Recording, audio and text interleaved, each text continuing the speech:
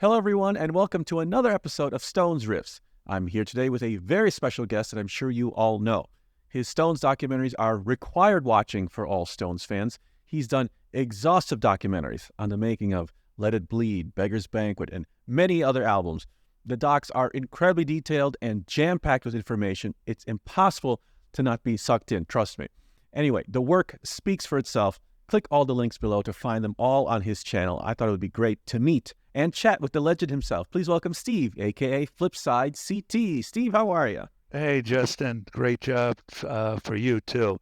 I'm not used to being on this side. I'm usually asking the questions and wanting to hear about the other person.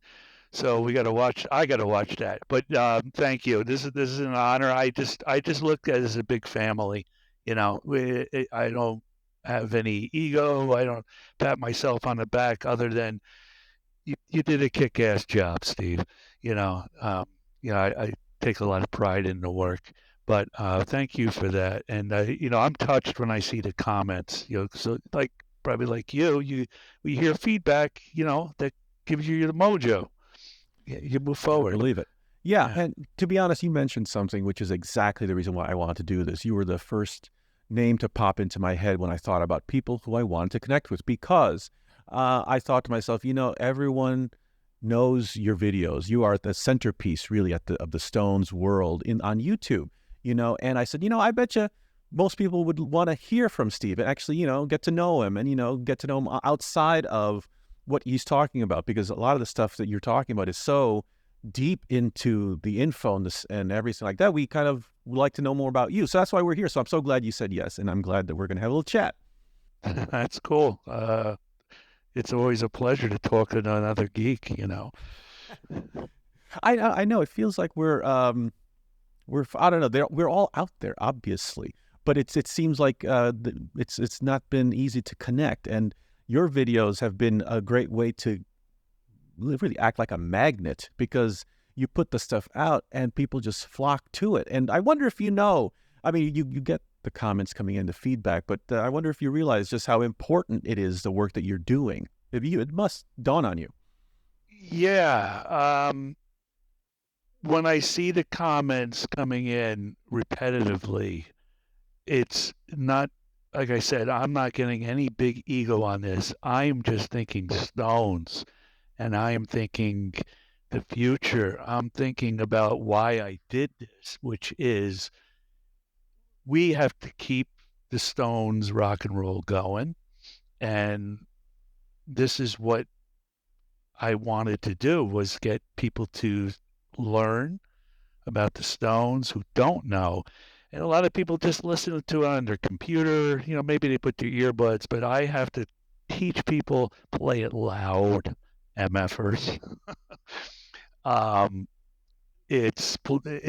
some people have to be spoon fed and really learn and understand what the Stones are about and why and what makes them the best rock and roll band in the world.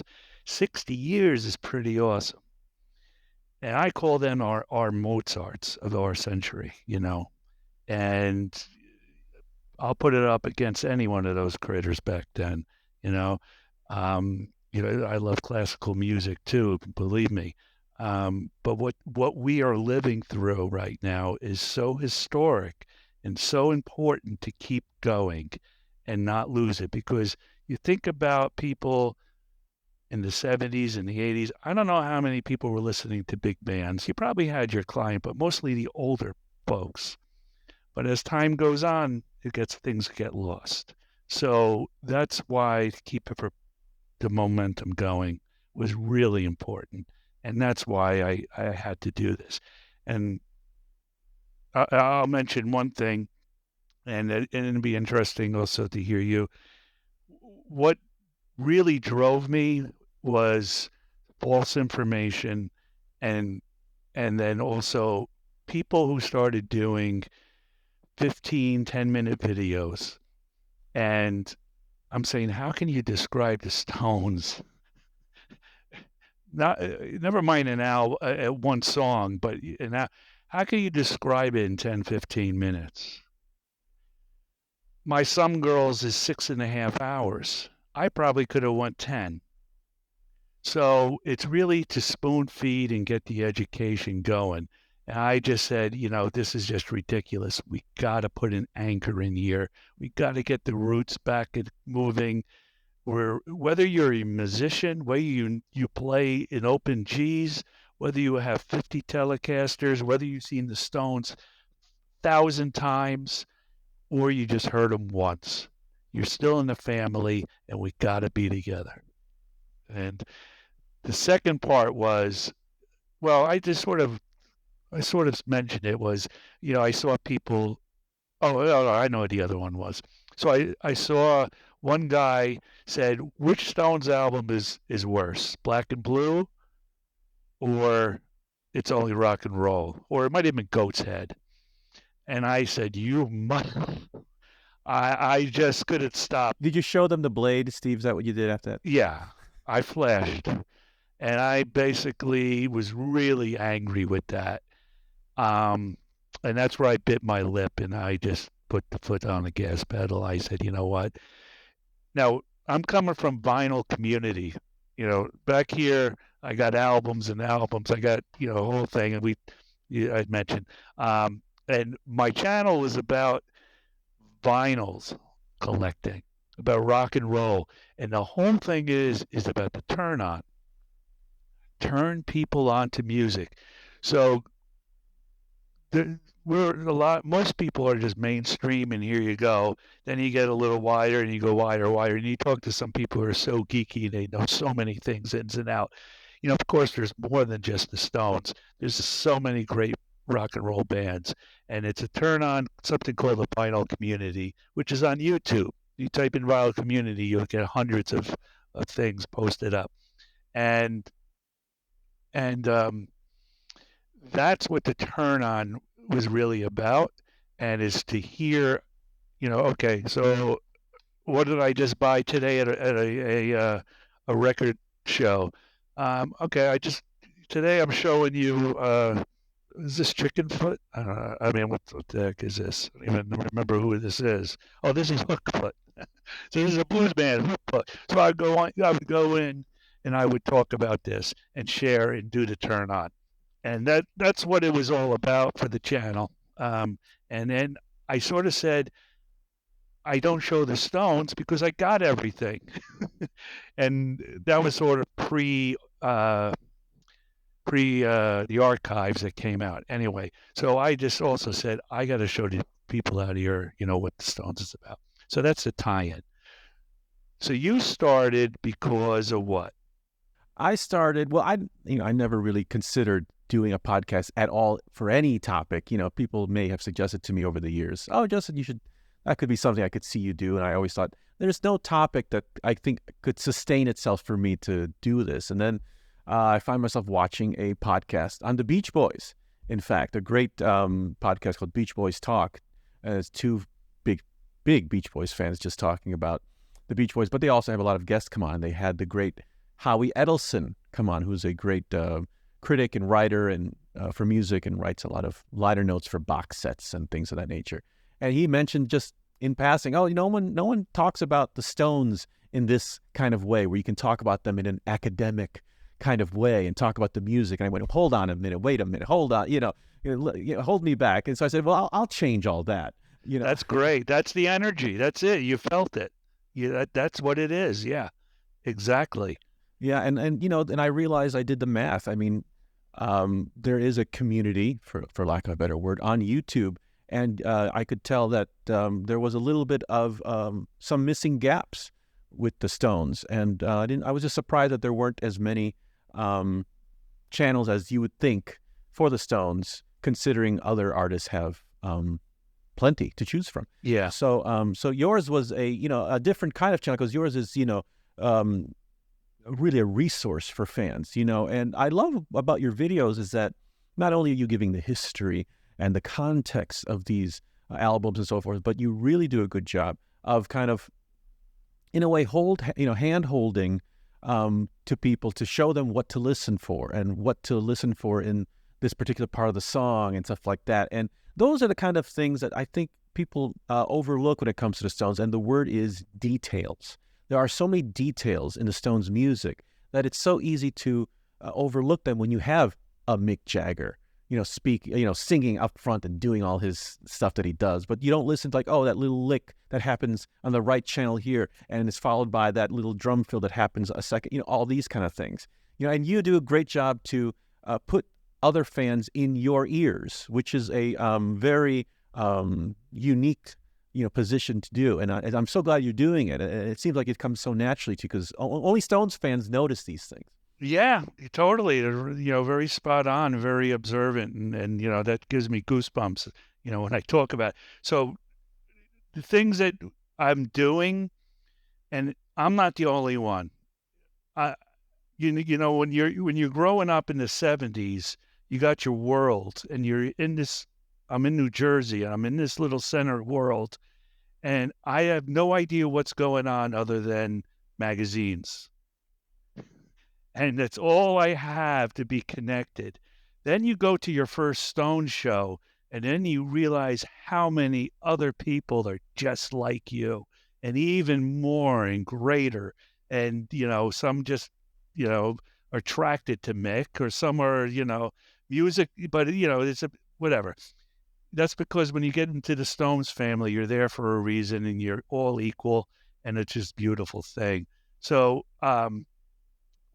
the point I'm making is, when we were listening to the Stones, we would play music and guitar, we would jam and stuff, but we would start listening to the bootlegs. What did he say? You rewind, I'm talking about a cassette player. Oh, okay. Well, oh, wow. So you start going into those little technical things, or what's going on. What did he say? I can't remember all the things that is he flying Arab Charger? Well, what the hell is he saying? No, you didn't say that. So those geeky things. And then on top of this, which I know you have, which, you do have some relation in the studio, and the ins and outs, and the techniques, and that there's a lot of layers of things, of, overdubs and all that. And you become in tune, and especially playing guitar, on how they do things. And again, it's about teaching people and sharing this information that you just talked about. Listen for this, listen for that. And I say to Beatle people, don't just tell me Paul's great, John's great. What is it about Abbey Road, or, whatever, Lucy in the Sky with Diamonds? Tell me stuff. Okay, I hear Paul is dead, but tell me something here. And there are some great channels out there that do it. There's some guy called Brian Jones Resource. He's specific for Brian Jones, and I've talked to him. In fact, he corrected something for me, and I recently talked about it. So he has like this super detail about Brian. So there's a lot of people out there who are doing many different things, and it's great to hear and see. But to turn on to the deep music is a fun part when I do it. So you hit the nail on the head with that. I love going to that section of my documentary and said, okay, here we go. Headphones on, crank it. And I tell you, I listen to the songs probably maybe 50 times to really pick up on everything I can, loud and through the headphones. I wonder, yeah, that's one of my favorite parts of your documentaries, is that when I get to listen with you, and that's that's the connection part that is happening in the Stones music, that it's almost like a party. So you want to invite everyone to come on in. I wonder if you could speak on something, because I started to learn something about, as I'm putting together a lot of my projects and a lot of my videos and so forth. And I'd imagine this happens to you constantly, because you put together some significant work here on the creation of an album, for example, going back to, the recording sessions, or even before they even got together with the recording sessions, what they're doing at the sessions, the songs being recorded up to being released. And there's another great series that you have on, the Toronto incident for Keith, which you've talked about. How many times have you come at the end of these projects, these videos, and you've walked away with like, I didn't know that. And oh my God, I've just now discovered this thing about XYZ. Yeah, well, that's the rabbit holes. That's the rabbit holes. So, for example, that's happening all throughout as I'm going. I first work with a timeline. And once you have a timeline and you get the facts of what the times are, then you could start saying, okay, so here, I'll just give you an example. The one I'm just did now for beggars, well, yeah, the one I'm working on something now. Whenever everyone hears this, whatever. But I talk about Bill Wyman buying a house at this July timeframe in '68, whatever it was, May, I don't remember. And I said, okay, he bought a house, but what can I give to people more than just buying a freaking house? I got to know more. And that's where I start going down the rabbit holes and I start relentlessly searching.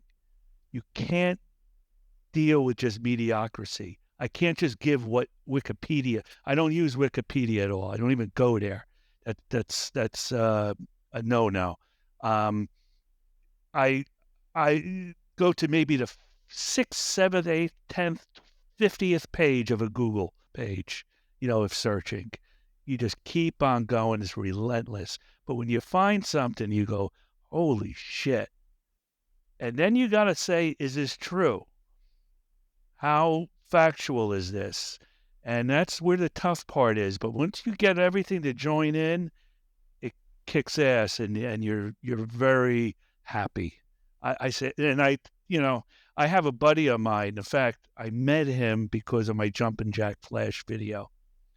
This fellow lives near me, and he commented, "Hey, I got some books for you." And anyway, we're best friends now. And where was I going with the story, Steve? The things you learn from. Yeah, you learn. Yeah, so I start telling him things because I got excited. Did you know I just found this out, Sam? Blah blah blah blah blah. So it gets very exciting to find little tidbits. So, I can't even show you. I'm looking over there because that's where all my books are. As you see here, my whole Stones library is on the floor, and there's about 60 books. I wonder, by the way, was there anything that we could glean from the Bill Wyman house purchase? Was there? Oh, okay. So actually, it's a home from 1130, and goes all the way back then. And I don't know how many families owned it, but one of the families was in it for 250 years, and they were beheaded.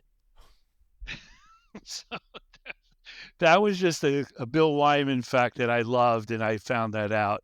And that's the little, nugget that I throw out there as being extra. Well, that's certainly a rabbit hole to get into. Yeah, and I'm still interested. What else? And, this is a mansion. Yeah. Goat's head soup, anyone? Yeah, really. Yeah. And so when you talk about goat's head soup, now there's a book up here. It's not with me, and I don't know. Maybe can't even find it. This is where I'm looking right here. These are a few books that I have read. Tony Sanchez. So Keith talked about Tony Sanchez, and he knows he wrote a book, and he says, he just laughs at it. He goes, "Oh, he told some nice stories," rolling his eyes. And I took a story from him, and it was bullshit, and I had to rebound and sort of counter that. So I get really upset if I find something out like that I conveyed something, because I'll have to go back once, twice, back 2 levels just to get some type of positive identity of a topic. Real important to give the facts. Absolutely, especially in this kind of world that we live in. Yeah, and I get slammed. Oh, yeah, dude. Slammed. Yeah. So I raise my hand, I take it on the chin, and I say, "Yep." And that's why I just get more cautious as I go on with what I check.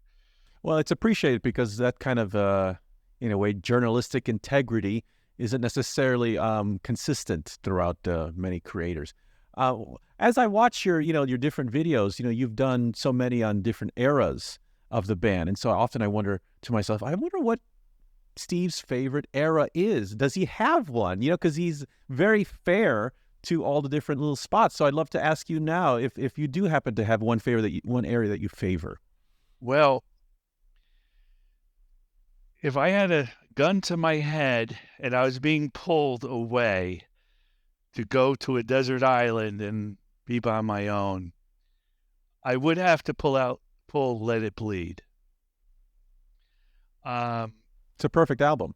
Yeah, but anyway, the point I want to make is I'm not a early Stones fanatic.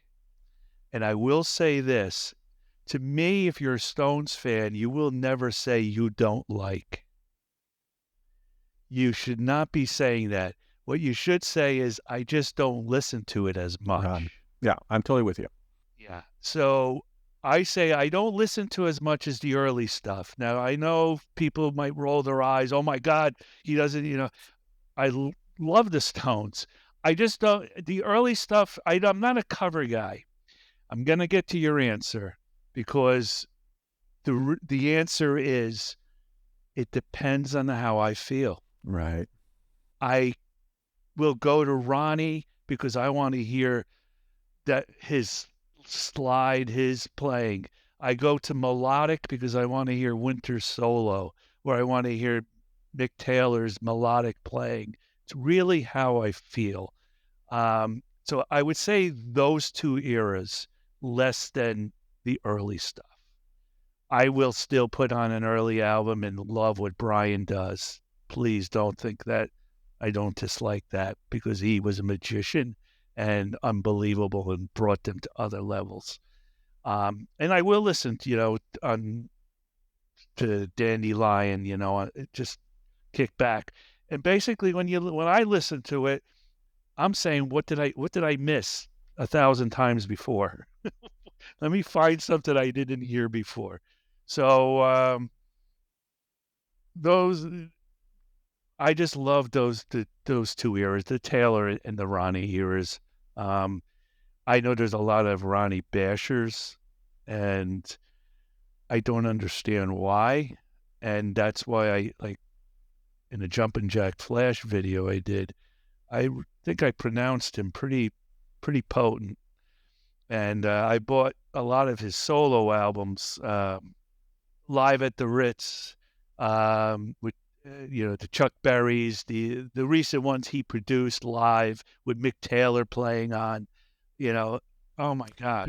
I saw them perform that blues one with the whole it was they were covering all those Chicago blues guys. Yeah. And they, okay. Yeah. And so they were performing that in 2013 or something, I think, before they actually put it on the vinyl. And so I caught them in New York City, and I sat right up there, to watch Ronnie and Mick Taylor. And I have some video that I captured of literally video of just their hands. I just recorded their hands playing. I wanted to see that left hand, and I walked away. It was like going to school. It was a master class because you probably didn't want to play guitar after. It's like no. Well, yes and no. Part of me was up for the challenge of like, how do I make the blues sound interesting, like how they play it? Because they have so much detail and so much finesse in their playing that the littlest variation in the way they play a rhythm part or even a lead part, I was absorbing all that in, and I was just, I left with such a renewed love for the blues, which I never need a refilling, by the way. I always have love for it. But to see those masters up there doing what they do so naturally, it just made me feel so inspired. It's like, oh my God, there's a way to make this music live on, but you've got to do the work. You've got to study it and not just take it for granted. Yeah, you've got to go in there. It's copying too. Yeah, it's totally copying those little licks which we don't know, but learning from them is fantastic. I had the experience, with each of those separately, but not together, which must have been amazing. That's just like, where do you look? Exactly. Exactly. Yeah. What was your experience that you had? Oh, Ronnie I separately? saw Ronnie back up Chuck Berry at the Ritz. I What was that like? I was on the stage. I was just leaning on the stage, just with the jaw dropped and just like, I probably looked like a buffoon, like a little teeny bopper. But it was just amazing. It's just what you think it would be. It's just the camaraderie and the passion of everything. Um, then I saw Mick Taylor in a blues bar, and I was sitting in a chair right next to him, and my wife was sitting there because I needed to turn her on to what everything was about. So that experience is just mind blowing, and that's the only way I really want to see the Stones or these guys is in this type of small environment, which I can't do anymore. It's so tough at this point.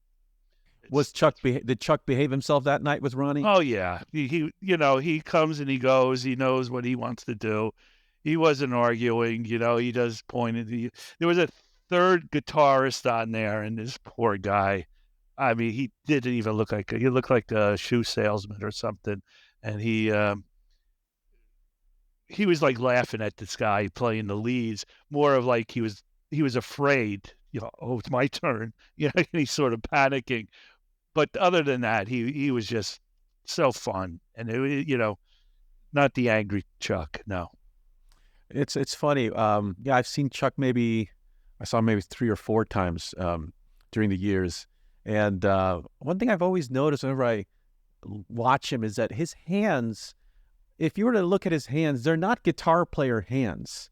They're like a plumber's hands or something, because they're so large and like so bulky, and then you put it together that, wow, no wonder he can lay down that fucking ridiculous, rhythm, because his hands are just like hammers. Yes, and you see a lot of blues players where their fingers are out to here, and when they're barring a chord, it's like they could play a double two, 12 strings, of the neck. It's unbelievable. Yeah, and our hands probably are just short. Yeah, that's you. He's massive hands for sure. Yeah, What a that's a good legend. point. Yeah, going back to your point earlier about the divide, it's surprising to me that there still is this divide between the, cliche Mick Taylor years versus the Ronnie Wood years. But those people are still out there. They're still, adamant. These are the same people who say the cliche, oh, they haven't done anything great since pick your album, Exile or something like that, and, it seems like it's a little bit our job. And I can tell that you think very highly of these other albums that may not necessarily get as much love, because I mean, where else are you going to find a 2-part documentary on the making of Black and Blue? 3-part, I think. 3-part, is it? Okay. I think it is. Yeah, And that was one of my favorites because I love that album. And I think that one gets lost among people because they don't oh my gosh, get it. did how can you not get Black and Blue? I mean, Fool to Cry. Any artist wish they could record something like that. Imagine if they came out today with Fool to Cry. That type. I mean, I would say I'd be dizzy. I'd be pretty dizzy. Yeah, and that album has got, I think, one of their best songs, but ballads for sure, since the heyday, whatever your heyday might be for different fans. But Memory Motel is absolutely, some strong writing. That was enjoyable to break that one down again to your breaking down of the songs, because there was so much diversity in there and so much to listen to. That was so much fun. It's a fun record, and you just got to approach it that way. It's when you with your comment about how people put it down, that burns us up. How? So again, that's why I created these. Listen, man, this is what it's about. But if you don't get it, you'll never get it. Then. And that song in particular, is very unique because I think that's a instance, and I'm sure they do this often, but they've never necessarily, broadcasted it like they did for Memory Motel, where Keith may have explained that, oh, it was a mixed song. He had the verse, and I brought in that chorus or the bridge, however you want to, or his part that he sang, and they just blended it together, and you hear it, and it's a very unique song, and I think a lot of its charm, I think, is that Keith on the electric piano who plays at the opening, well, a lot of the keyboards, I don't know how. I think it's Mick playing. Oh, is that right? I don't remember. But that's what I miss. I miss them playing all the instruments, like they used to do, not necessarily handing it out. Yep. And, that leads to us today. Well, not today or a month from now or whatever. Things got overproduced. And I don't care about backup singers. I don't care about 5 horn players. Give me 5 guys on the stage, and that's all I want. Yeah, so the overproducing gets a little challenging. So I'm really looking for this new album, hoping it's not overdone. I don't know who this Andrew Watt is, other than he's some younger chap with newer band, Justin Bieber, and I'm not sure, Miley Cyrus. That scares me. But he's also worked with Ozzy Osbourne and Iggy Pop, apparently, and Elton John. So I mean, he evens the scales. But Glenn John, could they just go to old school for us, for me? Oh yeah, try telling that to Mick. Yeah, right. I think he's going for the younger audience too, to sound, so I don't know. I don't know what they're going to give back. But with the song "Angry," the song is great to hear. It's got the riff. It's got that, whatever 8-bar riff into the song, and the way Mick goes, and he has his Mickisms, all those things, and that's wonderful. But when I start hearing hand clapping, I'm turned off. Oh, is that? Wow. Again, I'm just old school. Give me the basics. That's me. That's just me. I will take whatever I could get from them. But, when you start saying you have expectations sometimes, and I just wish they could stay to that. But who knows? Yeah, that's just me. The lead on Angry is wonderful. It's just so joyous to hear. And there's a few those little licks, but there's not enough. Little little ones. But there's like 2 or 3 of them only. Yeah. Otherwise, yeah, go ahead. I think what you're referring to, it happens around the 1 minute 20. 121. Now I remember the number. Yep. Yeah, it's a Keith open G capo 4 tumbling dice ba-doo-dee-dum situation. Yep. That's it. And then I think it's 45 seconds was the other one. I was listening and calculating in a different sound. But yeah, right. It's the open G, and then I think that the other 2 are standard. So yeah, I mean, I think now we're flowing into the new world. So yeah. So I think when people would be watching this, the new album's out, right? So there, you'll be no more. Anyway. Yeah, we'll definitely have. I'd love to, if you're up for it, have an opportunity to talk about the album. So I don't think there'll be a shortage of things to talk about, because the album itself, for God's sakes, this is their first one in 18 years, and as far as they're concerned, if it offends the us, the fans, then they've done their job. I think, because they want to Mick more than anyone probably wants to make sure that it stays balancing that line between familiar, but also, hey, we want to compete with a Taylor Swift or a That's Grande, or Mick. whoever, That's Hey, Mick. Yeah, we saw that in the 80s and the 90s, some of the 90s. We heard it, we saw it.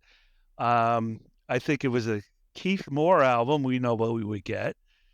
Probably, right. Um, I would probably, like many people, I wish I could hear an acoustic album. Oh yeah, right.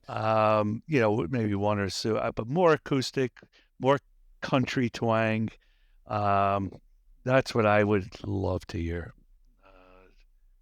Yeah, and I think, I mean, apparently we have a track like that to look forward to on the new album. Apparently there is one, which is, um, very, whets our appetite. And that reminds us of that scene from that Ole, Ole, Ole documentary that came out around 2016, 17 of them touring South America, and they got Mick and Keith to sing Country Honk together. Just the two of them. Do you remember that shot? Remember that? Oh yeah, in the back room. Yeah, fabulous, fabulous. I shared that as soon as I saw that. Yeah. Oh my Fabulous. God. I mean, and they know that for fans, that's what we want. We want that's really, we talk about overproduction. I mean, we're using that word loosely because literally what we mean by overproduction is anyone besides Mick and Keith is overproduction. Yeah. You could throw Ronnie in there, of course, but yeah.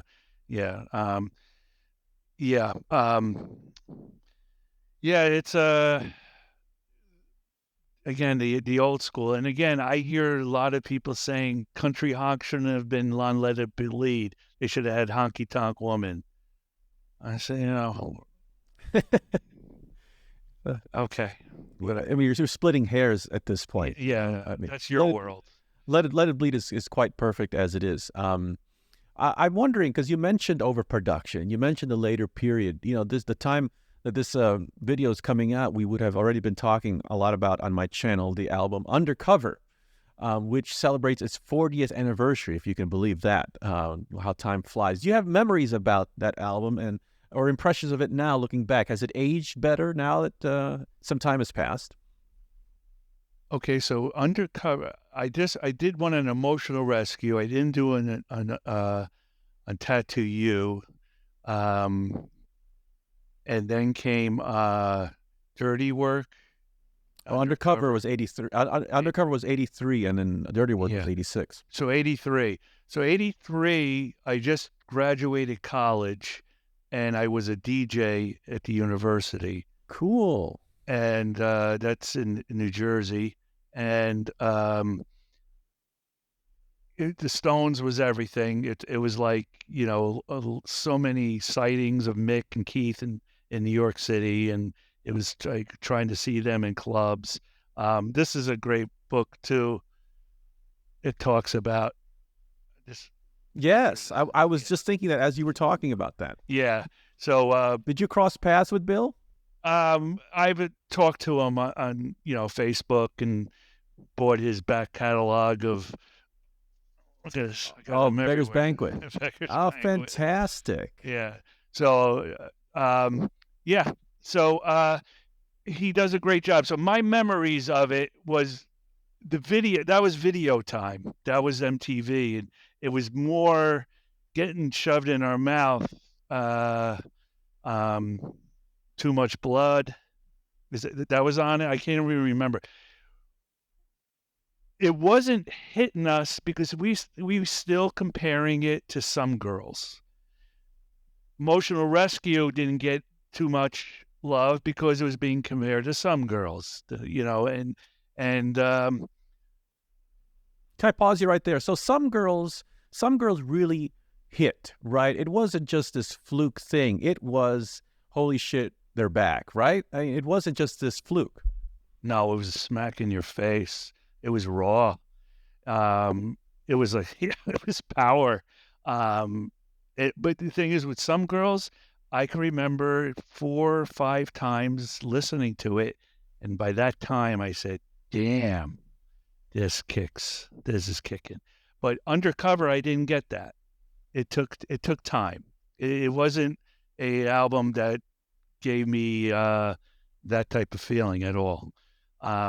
We loved it. We played it. We kept on, listening to it over and over, but it didn't give us that that type of feel, honestly. But it's one that I should do. That's something that you should do also, and talk about it from your perspective.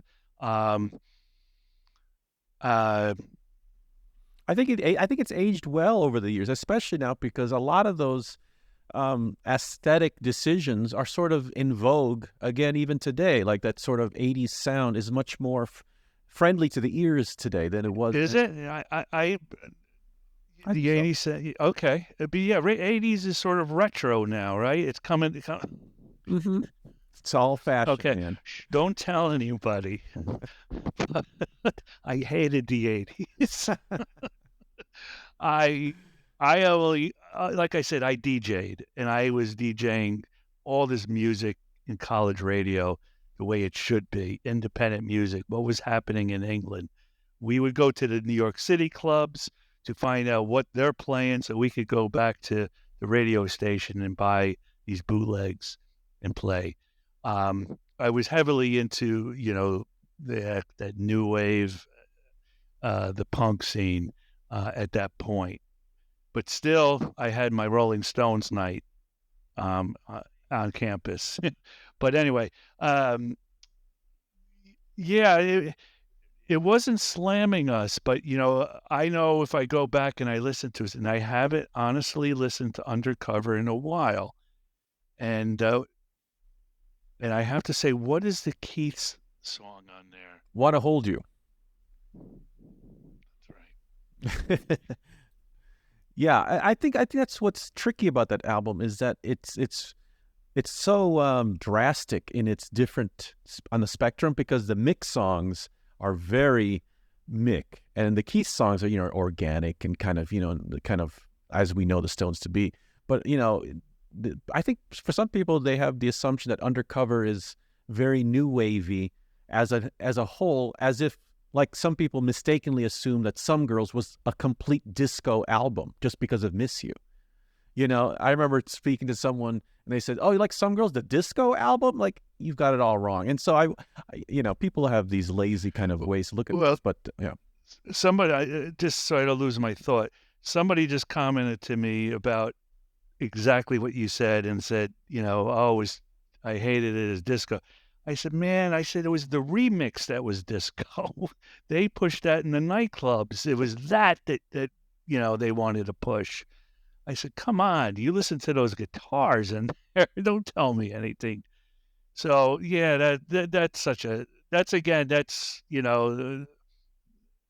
the antelope leading the antelope, drinking from the pond, with their eyes, waiting for the tiger to come, and they'll all run and do everything the same. But yeah, the '80s.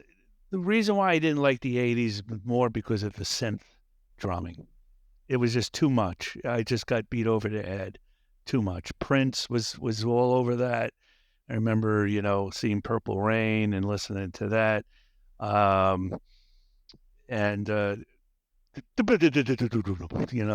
it's just okay. Yeah, and that's all over Undercover, Yeah. but thankfully it may be more than we could want, but it's done in a subtle way. And my impression of it, because I wasn't around when that album came out, so I have very removed, divorced feelings completely from it. But my impression of the album, it still feels like a Stones album because Ronnie and Bill Wyman are kicking ass, really, at the bottom of it. For much of what Keith was against on the album, the synths and all the other whatever reasons, the other guys are still there and still delivering their job. Well, you're making me want to go back and listen to this again. I would love to hear what you think, man. I swear to God, I think it'd be super cool to hear, especially considering you may have a little bit of a distance between you and the album. Yeah, by what you're telling me and where my memory is going, which is getting worse as the years go on, I am a little bit embarrassed that I'm not able to recall and bring that out. Well, it's understandable. I mean, there's so many albums they have, and that one, it's so easy for it to fall on the wayside because it doesn't have, but whatever punches it does deliver, there are different Yeah. kinds of, and you would be able to pick them up now. I think. Yeah, yeah, I'm thinking the same thing. You know, I would look forward, and that's something I want to go back to is Dirty Work, which everyone's saying is the worst Stones album. I'm not going to go there, Now go there, Steve. Go there. and I know you really want to chirp that one up also. And it's again training people why this is why these albums are great, and that's what our goal is for you and I and others to do. So Dirty Work is something that's on my mind, and also now totally Undercover because yeah, that went wayside on me a little bit. But I know I will look forward to listening to that, especially with your hype here. Oh So, man, well I can't wait. Please let me know because I'd love to hear your immediate thoughts about it. Because I don't know, I'm not gonna influence you anymore, but I think it doesn't sound like dirty work is an issue for you, but for a lot of people, if dirty work is an issue, I think Undercover is the more palatable version of it because at least the mix and the mastering and the production on Undercover is slightly more homegrown than the sterile dirty work. yeah, yeah. This sterile dirty work is very. But the thing is, I love the dryness. When you listen to the first Kiss albums, you'll hear dry, just simple producing. All of a sudden, they changed producers, they changed the studio, and they got this big, loud sound. And that sound at Dirty Work was phenomenal. So my Dirty Work story is, and I've said this before. So my friend was an engineer, and he worked in a studio. I think it was called the Ranch on 40 something Street, and we would go in. My friend, we all grew up together, and we would jam. Three of us, we would smoke up and just jam. We I was working full time, but at that age, I could go to 4 in the morning and go to work at 7, and that's what it was about. So we would go in and he would play. Hey, this is what I just did today. But so we're jamming, and we do a little break. All of a sudden, he gets a call. Yeah, my friend Ira. Yeah, hold on. He looks at my friend Tom. Tom is holding 1970 something black and white Strat. Tom's Keith wants to borrow a Strat. So my friend had his connections. They were doing dirty work. They wanted a Strat sound, and we called Ira, my friend, do you happen to have a Strat around? And so and he's around the corner, wherever the studio was, it was close by. And we're saying, Ira, can you ask him if we could bring the guitar to him at least? Because Keith was known to keep guitars. And the word was steal, we take guitars. But that was, we were just he wanted to get his guitar back. Here you go, goodbye. I may never see it again. So Ira says, can they bring the guitar to him? Silence. Okay. All right. No. So that was a close Keith moment. Oh, right there, almost right there. Dirty work. So I get to share that, even though it makes me feel good when I hear that story because it was fun. It was a good time. Anyway, we went back to jamming. Yeah. Well, I don't know how you could after that wonderful distraction. Yeah. But if you go in this direction of, the late 80s, and by the way, even if you go even further, like I cannot wait till you get to Bridges to Babylon if you're because that's one of my favorite albums actually. Totally. That was my entryway in as a fan, actually. Yeah, I believe it. Yep. And that was a great one. Yeah. Out of Tears. Voodoo Lounge, that one. That's Voodoo Lounge. Yeah. Uh-huh. Voodoo Lounge. And Babylon had. So I have a Babylon story. I don't know if you want to. Yeah, of course. And I've told this one. Again, this is not outstanding stuff. It's just funny for me. So I'm working, I go to Chicago, and I'm there for business, and I had no idea. All of a sudden I heard the Stones were opening their tour there. And it was the first night. I said, "You got to be kidding me." I said, screw, guys, I gotta leave. I gotta meet somebody. I get some excuse, and I don't have a ticket. Coming from New York, I'm not going to worry about that. And so I go out there and I'm at Soldier Field, Chicago, and I take the subway down, and I'm walking around at, the Stones parking lot. It's just, it's an event to go and feel and party. And I'm walking all around. Hey, how much is a ticket? How much is a ticket? How much is it? I'm getting to feel where it is. And I said, okay, cool.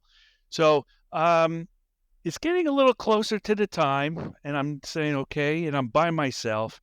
And I go to the front. I said, maybe by chance something is going to be released, tickets, early, some front stage things.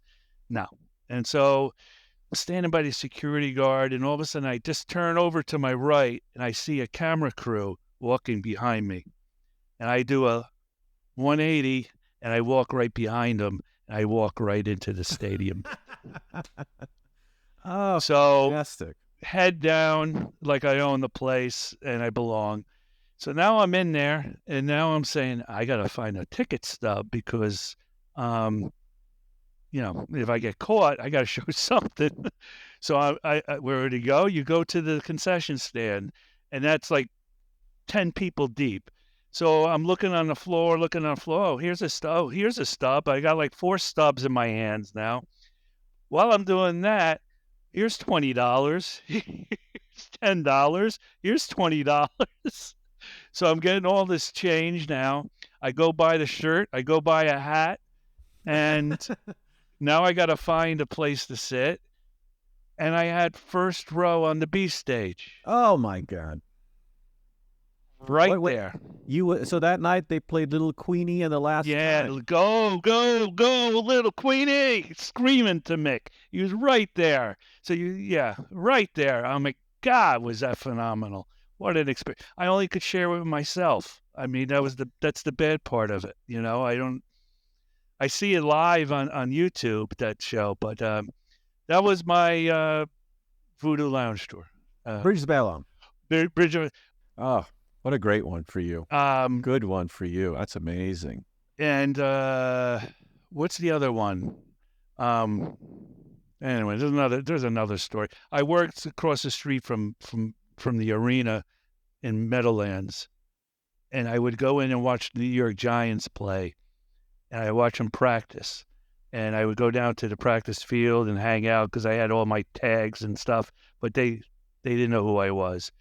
Stones come to town. The whole thing is set up. This is Voodoo Lounge. And I walk in, and I'm by myself in the lounge. I snuck in, and I'm in the lounge. Pool tables, drapes, everything red thing. And I'm just talking to myself, see what the fuck it's just very surreal feeling.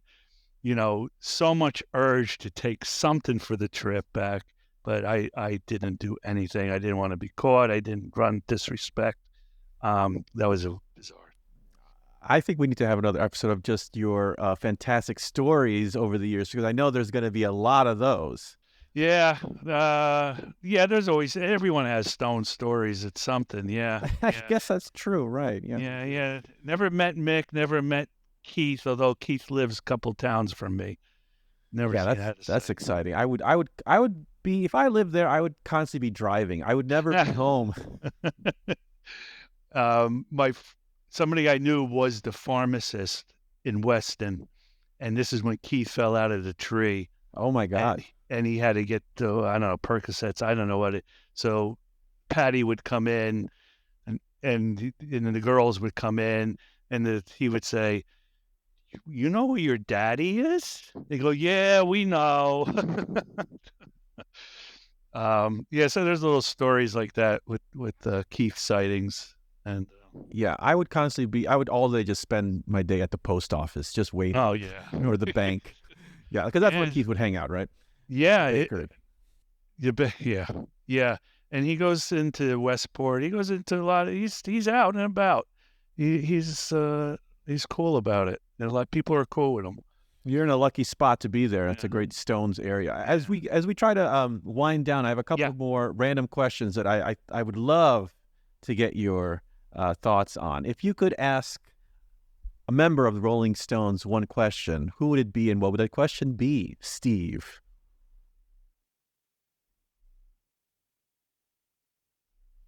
I probably if I can't. Can I still say Charlie? Yeah, hell yeah, you can. Of course you can. I am missing Charlie's heroin period. Oh, you have to elaborate there. Missing in what way? I am. Yeah. Right.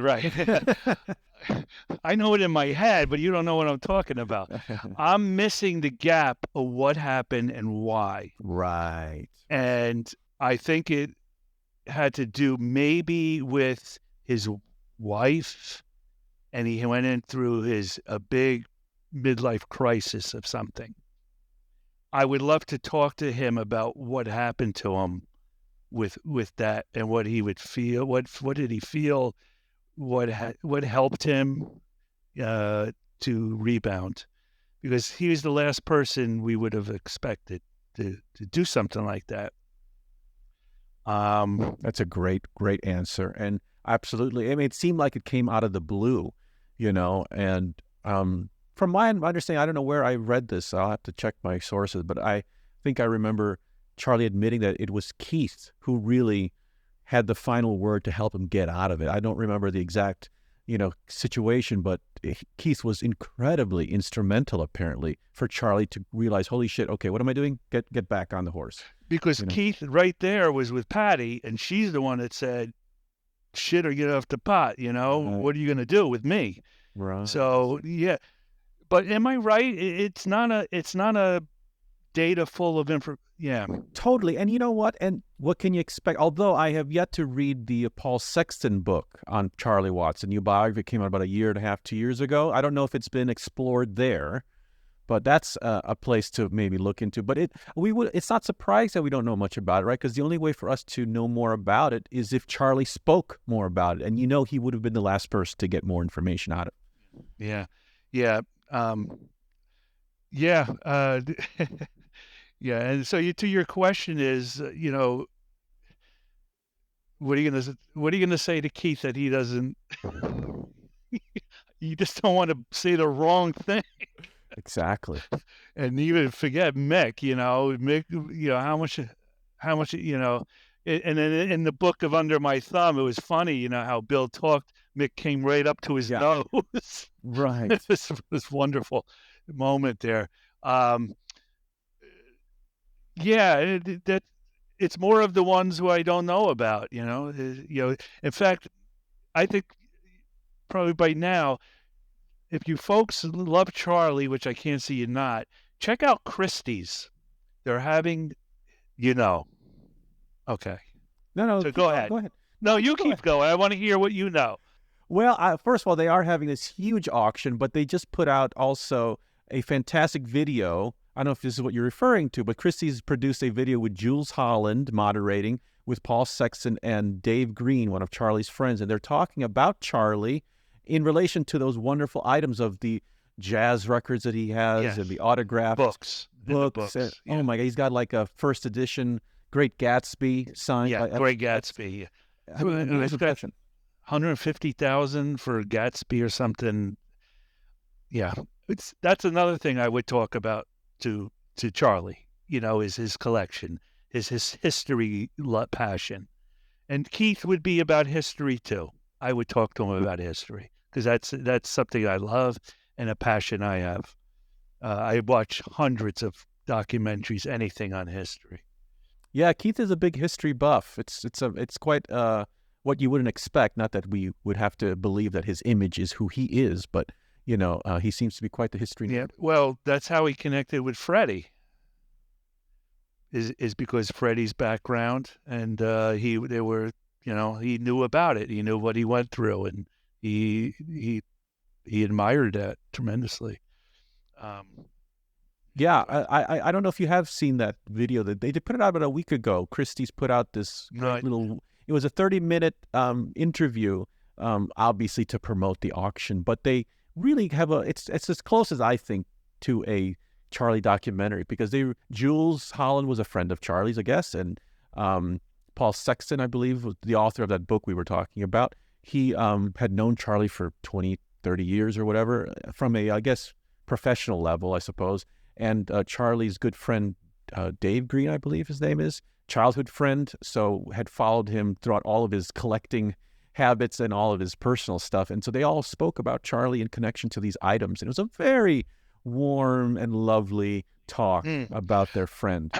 I didn't see that, and I didn't hear about it, but you hit more of what I saw was the books, the things that are on sale. The things that are on sale that were in his collections, which is just fabulous. Because you look at these things, you say, this is what Charlie saw. He had a love for this book, the Agatha Christie's, this multi-film. And you just get a little closer to him because he's one of the guys that we don't know much about. Gosh, when you think about it, it's just so friggin' sad, We wish we had more. I understand. When Charlie passed, I was wrecked, that week. That day was a complete loss, and, it's a funny how it affects all of us. And you can tell it's affecting the band in a different way. I mean, I went to as many shows as I could on that tour, 2021, because I thought this would be it. I thought they would realize, you know what? I thought they'd realize, hey, we had these shows already planned. We have to go through with our contract. We can't cancel it, so we'll just go through with these shows with Steve Jordan. So that was my assumption. I thought they would call it a day after that. Of course, who was I to think that? And I was there at that first show in St. Louis, of the tour, and you could tell they were going through shit. Like, this was their way of getting that sadness and repurposing it to a more, I don't know, you could say productive. So that's where they had the opening special for Charlie, right? That was yeah, they did it for the whole tour. Even into 2022, they had a full Charlie opening. And that was you saw the first opening where they went on stage with that. I can imagine what that must have been like for them. Oh, yeah.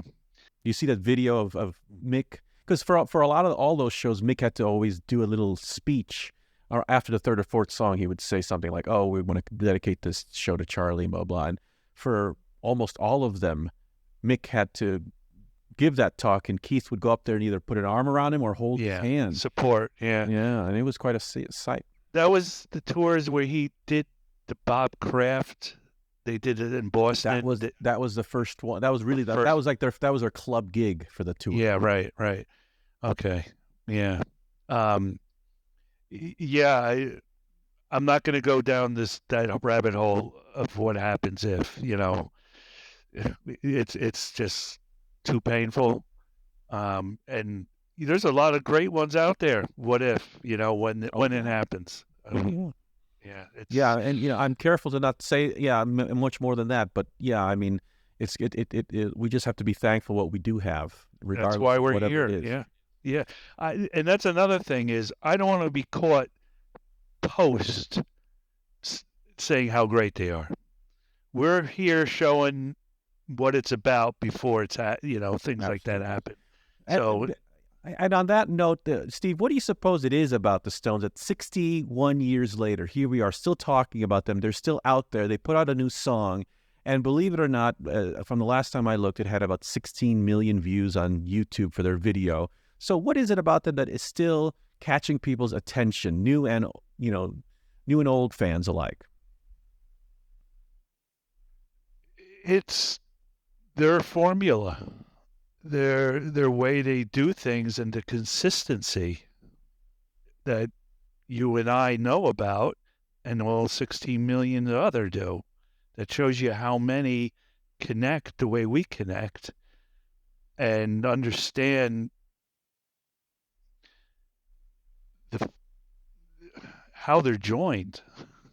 That it's we start thinking also about 60-something years. I'm 62 years old, and that's, my whole, the lifetime. And they bonded and they gone through all their stuff, but they delivered something just as potent, and it's just their stamp on our lives, and I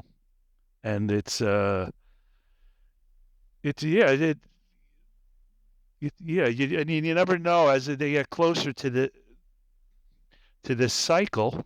I'm using my words. Very nice. Um, we become more aware of what we were just talking about, and what if, and we really love you guys, and we get to show it and say it now. We couldn't do that to Bowie. He couldn't feel this. Couldn't do it to Petty, Mm-hmm. Right. Yeah. Yeah, and it's true. And I'm so happy that we're here for yet another one of these times that we can celebrate something with the Stones again, and they're still around, Yeah, it's remarkable. I don't think Sinatra did it this long. That's a good question. When did he start? The 40s? Really? I would think even the 30s, but definitely the 40s. Yeah. And he went to I don't know 90 anyway. So yeah, he had that big run. Yeah, but this is the Wild West for a rock and roll band. Oh, this is unknown territory. This is Wild West unknown. Yeah, they put a stamp on anything. Who's better, Beatles, the Stones? We don't give a shit. We just know who's there right now, and we know what we got. Absolutely. And on that note, well, Steve, this was a fantastic time. I hope this is one of many more chats that we can have. I had a great time. I would, like I said, love to turn it around too and throw things at you, because I, admire you very much in what you're doing. Especially with your background. We chatted before, your music, you being exposed to current music world and things. But for me to see someone your age doing what you're doing is just remarkable and wonderful. And I really admire and thankful for you. And that's why I have questions, and I think people should know more about Justin.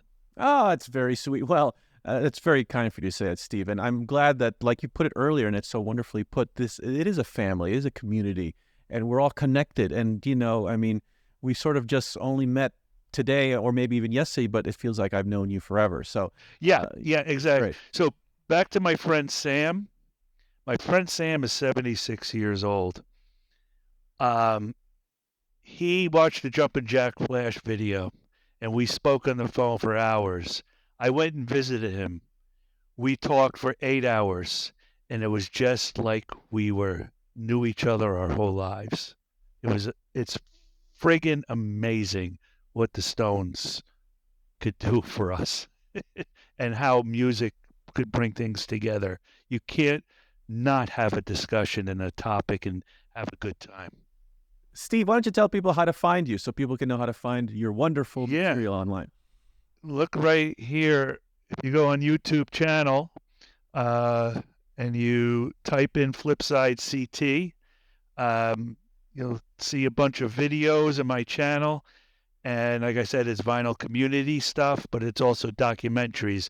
I've done things on Brian Eno, on punk music, on New York Dolls, who I love, many other different artists, but also you will learn about some music and albums that you never heard of, and it's about to turn on.